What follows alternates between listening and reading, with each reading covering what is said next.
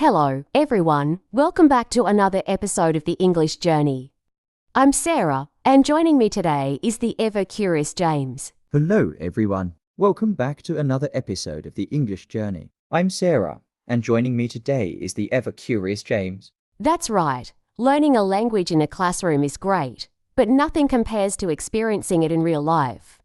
Traveling gives you a chance to immerse yourself in English-speaking environments and learn in ways you can't from a book. Exactly. Whether it's a short trip to an English-speaking country or exploring your city's tourist spots, travel opens up opportunities to practice and grow. So, James, why do you think travel is such an effective way to learn English? Well, for one, it forces you to use the language in real-life situations. You're navigating airports, ordering food, asking for directions, all in English. It's learning by doing.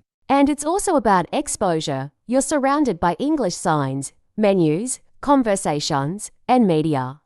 Your brain is constantly processing the language, even when you're not actively studying. Plus, travel is exciting. When you're exploring new places, you're more motivated to communicate and understand, which makes the learning process fun and memorable. Let's talk about some practical ways to make the most of travel for language learning. Absolutely. First, engage with locals. Whether it's chatting with your taxi driver, barista, or hotel staff, don't be shy. Most people appreciate the effort, even if your English isn't perfect. Great point. Another tip is to take part in local activities, like guided tour or cooking classes.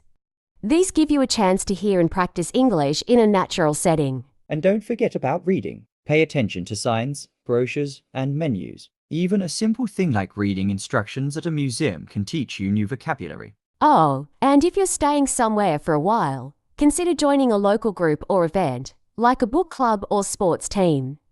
It's a fantastic way to meet people and practice conversational English. Of course, traveling and using English isn't always easy.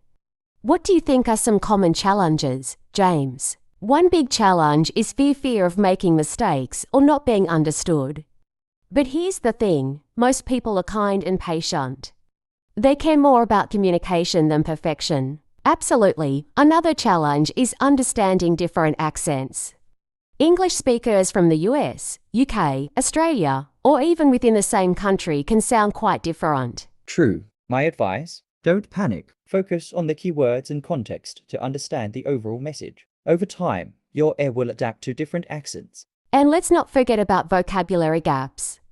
If you don't know a word, don't be afraid to ask or use gestures to explain yourself. Exactly. Language learning is like solving a puzzle. Use the pieces you have and improvise when needed. One thing I love about traveling is that the benefits go beyond language learning. Absolutely. When you travel, you're not just learning English, you're gaining confidence, independence, and cultural understanding. And it broadens your perspective. You meet people from different backgrounds, hear their stories, and understand their way of life.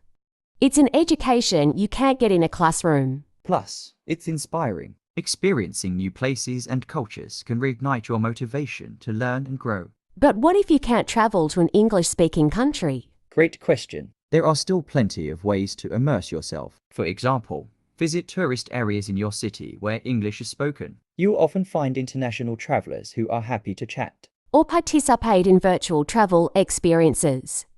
Many museums, landmarks, and cultural institutions offer online tour in English.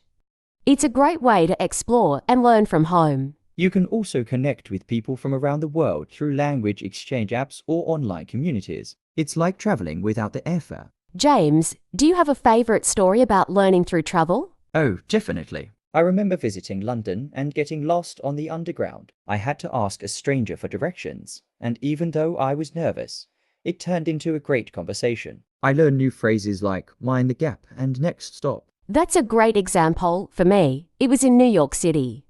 I went to a deli and didn't know how to order. The cashier was so kind and explained the menu to me. It was such a small moment, but it boosted my confidence. Those real-life experiences are priceless. They remind you that learning a language is about connecting with people. So, to all our listeners, if you have the chance to travel, make the most of it. Use every opportunity to practice English and enjoy the journey. And even if you're staying close to home, Remember that language learning is an adventure in itself. Be curious, stay open, and keep exploring. Thank you for joining us on the English journey. If you've had a memorable travel experience that helped you learn English, share it with us in the comments. Don't forget to like, subscribe, and hit that bell icon for more tips and inspiration. Until next time, happy learning. Bye. Bye.